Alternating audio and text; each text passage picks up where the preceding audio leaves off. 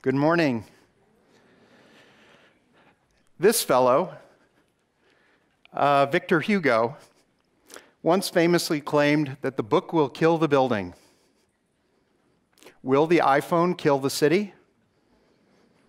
Likely not, but it will transform it in many significant ways. However, up until this point, most of the conversation about the effects of the smartphone upon the city have really been about making the city smarter, more efficient, faster, and so on. But what about the appearance of the city, the experience of the city, and our appearance in it? There's no doubt that the Internet of Things is infinitely more convenient than person-to-person interaction. But what does that say about the future of public life and of public space in the city? Is there urban life beyond food trucks? I hope so. That's what interests me. I think that we could see them as just being the beginning of something truly revolutionary. Traditionally, the city was designed and coincident with the events that occurred within it, such as you see on the left in Siena. This happens to be the yearly horse race called the Palio that takes place in the main plaza. That city was considered, in today's terms, hardware or permanent. But Silicon Valley tells us that the city of the present or the future, seen on the right, is soft. It's a city of bits versus bricks. The hard city, the traditional city, was one that was designed and coincident with the events that occur within it. But today, as many of you know or intuit, events can take place literally any place and any time in the city. Sort of like naturally occurring phenomena. As the yearly, once-a-year city of Burning Man demonstrates or attests, the monument, the building, has taken a backseat to the event in the making of cities, fulfilling a prophecy of this fellow, Rayner Banham, on the right, who coined the term Great Gizmo as far back as in the late 1960s, referring to the idea that there would someday be a device that could better serve human needs than costly physical infrastructure. He said that we would move from stone to phone. In yesterday's city, the city was actually constructed of monuments out of the desire of a few wealthy individuals to constitute a legacy for themselves that would last on into the future. But in today's city, it develops more out of an interest in addressing and even producing the idea of an audience. It goes from a kind of noblesse oblige of leadership to something that comes up out of the ground, a recognition that the city is comprised of subcultures. So in this context, then how do we build, not buildings first, but an audience for the city, an audience out of which the buildings of the city will occur? Well, I would argue that it's through an idea of what I will, from now on, refer to as the FEAT, F-E-A-T. And this notion is completely contrary to that of Field of Dreams, that rather than the kind of build it and they shall come paradigm, which is represented in the idea of the legacy, that instead, the allure of the feat is in the idea of inviting somebody to fulfill a gambit, a challenge, if you will, and to be witness to something that is in the making while it's actually happening. As told in the story of Stone Soup, which many of you may recall reading yourselves as children or telling your own children, about a kind of a story in which more or less a homeless boy goes around and can't find any ingredients to make a soup. He's hungry, so he picks up a stone along the road and starts to boil some water, puts the stone in and starts to kind of pretend that it's smelling very good. And one by one, those very same people who wouldn't give anything to produce in terms of ingredients for the soup would come in and each contribute something to it. In that sense, the idea of the feat that I've referred to is barely distinguishable from the idea of the hoax. In the case of Stone Soup, the hoax was the stone. In the case of the Trojan horse, it was the horse, something that appears to be one thing but is in fact another, but it ends up becoming a feat. It gets the job done through a bit of deception. So the feat is actually comprised of this kind of conceit, but it actually has 6 primary ingredients. The first is the challenge, which is a proposition which requires collective effort in order to realize. How do you move a rocket ship through a city? 2, the plot or ploy. Not a plan, but a little bit of that trickery. It's something where it's a solution to the problem, to the challenge, which is cunning in its orchestration and staging. Some of you who are of my age will remember the better of the 2 versions of the Italian Job, in which they plotted the getaway, which actually occurred in Milan precisely at rush hour through everything other than the streets of the city. And a more modern day version of that is The Rock, and the sensation that the staging of the passage of the Rock from Riverside County to the Los Angeles County Museum of Art caused a much greater spectacle and caused more people to go see it en route through the feat of getting it to the museum than actually are going to visit the Rock in its final resting place at the museum itself. Next, participation. Very important, because we all talk about participation, but actually participation not as a form of, not out of necessity or convenience, but as experience.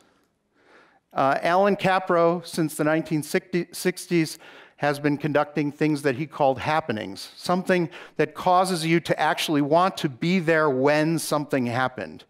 And more recent and more familiar to you would be the Yellow Umbrellas of the Grapevine Project by Christo and Jean-Claude, in which not so much was the spectacle, though it was truly an incredible spectacle, was the design itself, but equally was the participation of hundreds of volunteers who wanted to be part of the making of that piece of art, not just the witnessing of it.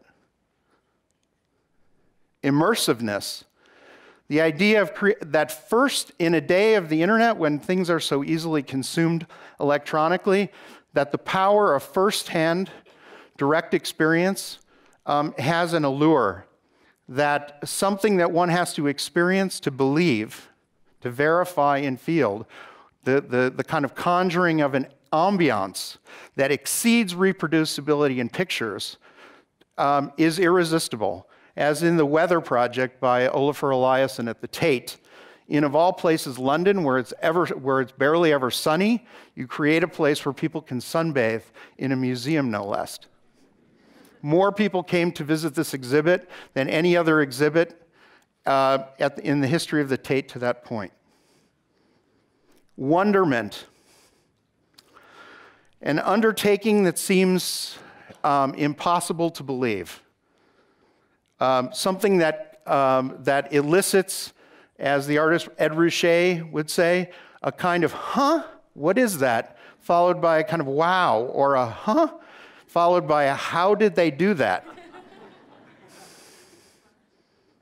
Or in this case, simply what I refer to as the estrangement of the pig in the parlor, something that is somewhere where it does not belong. As we saw in the case of the Rock or the space shuttle moving through the streets of LA, very reminiscent of the scene from the Italian Job, where as part of the getaway, the cars are moving through the palaces of Milan. And lastly, gawkability, which is actually a term that originated amongst teens in Asia, a colloquialism that refers to the idea of posing, the suitability of a place to pose in front of it. And the idea that I suppose that we call them now selfie moments, but in fact, posing is something of a form of artistry, where you actually have to lift your body up and jump and create a kind of effect. People do it, you know, when they're leaning against the Tower of Pisa in a photograph appearing to be holding it up. So there's something about the quality of the place itself that elicits an opportunity to actually participate and interact. Altogether, these 6 ingredients, challenge, plot, ploy, participation, immersiveness, wonder, and gawkability, equal the feat. And the feat basically is something that exercises the agency of the smartphone in a way that capitalizes upon the ability to both support, to solicit and broadcast collective action that rivals that of the pharaohs of Egypt. This actually is an Egyptian obelisk being raised in Central Park. It's probably an obelisk that you never notice once it's up in its proper place, but actually was one that in the act of erection and the difficulty of getting it up there attracted quite a crowd. Finally, I'd like to conclude. I've been leading up to a very brief video that I'd like to show you that for a project that we undertook at City Lab here at UCLA that was intended to utilize all of these lessons as a means of catalyzing the revitalization of Westwood Village by calling upon stakeholders there to organize themselves to accomplish a feat that would both require and demonstrate the power of collective action, feed the imagination, and at the same time incentivize them to fulfill it. So here's Westwood Village. What in effect we did was we set up placed a series of inflatables throughout Los Angeles, inflatable puzzle pieces that were geocached and needed to be found using a smartphone, such as here in Little Tokyo. People would find them by virtue of their smartphone and thereby register for the challenge or the feat. They would then, by tweeting, inflate these pieces that were otherwise compressed in a cartridge and drive them to Westwood. Imagine like many little rocks. So people would all get to Westwood. All roads lead to Westwood, as in all roads leading to Rome. And at this point, here they are arriving on Broxton. And people don't know what to do. But we had a series of 3 challenges. The first one was called the Automat. We organized the groups of stakeholders into 9 teams that were each responsible for assembling these like a jigsaw puzzle. But none of them actually knew what the whole would actually end up assembling into. And it became their dance parties through the tweeting and music that were played through actuators. And it became, for Broxton, like a kind of a cross between a maze or labyrinth and an urban living room. After 2 weeks, the teams reorganized to undertake a second challenge called the Pipeline, in which the very same parts were retweeted and would play tones that enabled people to figure out how to reassemble the pieces through different adjacencies with one another. And those came together, as you'll see, to form a very long kind of performance venue / exhibition gallery. Also running down Broxton.